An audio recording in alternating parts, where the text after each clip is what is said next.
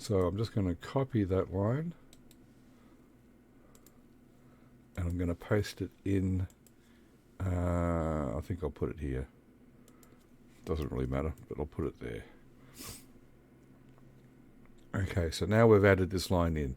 So the problem is that he's getting an error on this. So let's just check to see if that is the case. So I'm going to go back to the site. Now this is the script, and as I said, it's installed. I've already set it up. So all I'm going to do now is try and log in. Oh, and if you caught that, you would have seen a quick flash of an error message appear on the screen. Now, we want to see that, so a good little trick you can do here, because what's happening is we're being redirected somewhere, so we want to stop the code running at this point. So what we're going to do is, I've got a little special template I've got for doing an exit, which just gives me some information to show me where it is. One reason for that is, if you do this in a few places in your code, it's very hard to go find them, and this gives me some indication of where they are, plus it gives me some good debug information. So going back, I'll sign out and I'll try and log in again, and we'll see if we can stop on that error. Bang. Alright, so this is the exit line here, so the code has stopped. So the problem is we have not defined first name.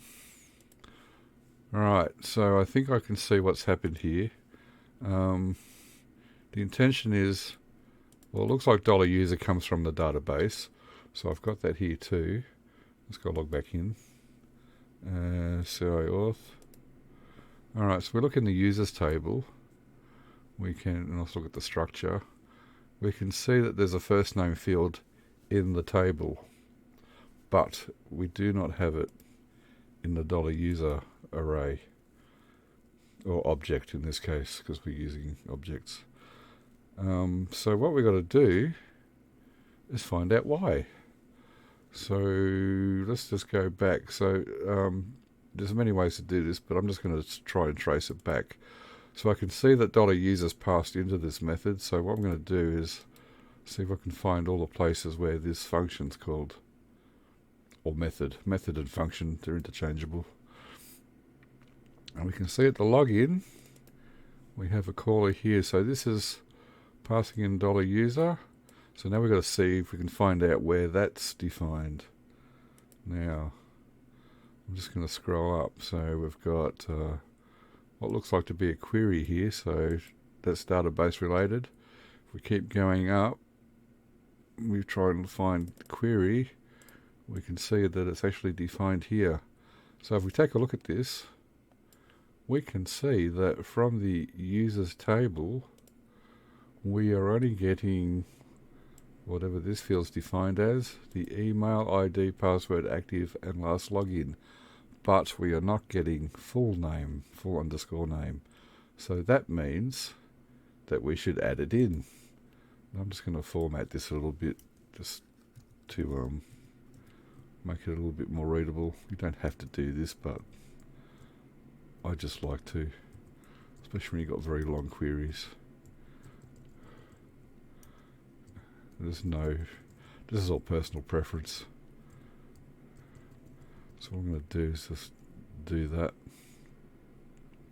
You may or may not like that, that's fine, but I just like to set it out. So I'm going to add in full name.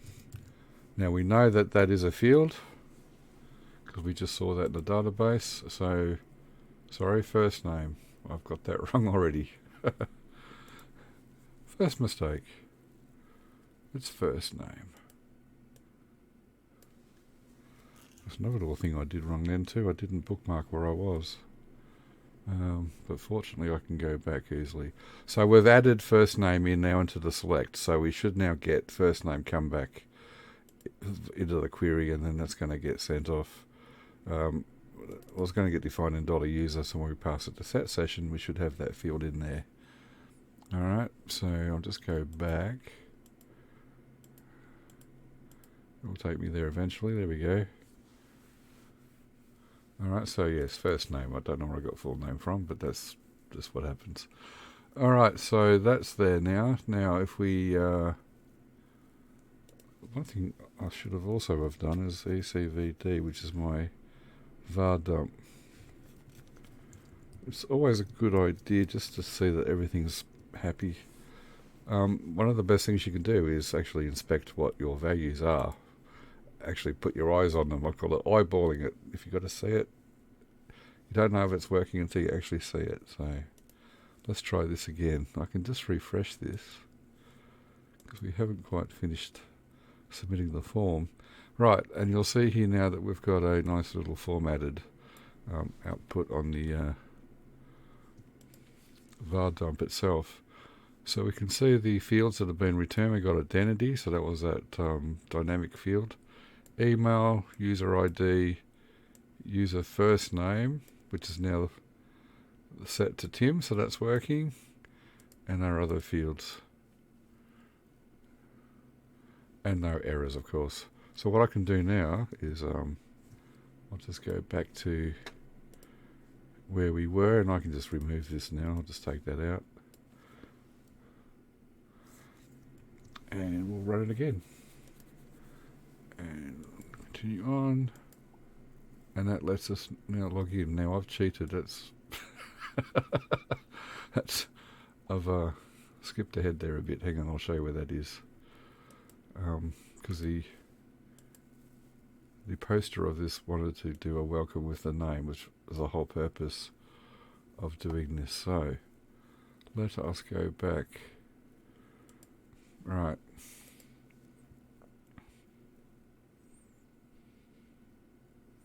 So we're going to look for that welcome.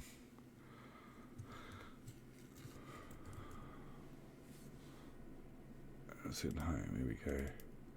All right. So I've already changed I've already changed the file to put this session first name in, which we just saw working. So that's it in a nutshell.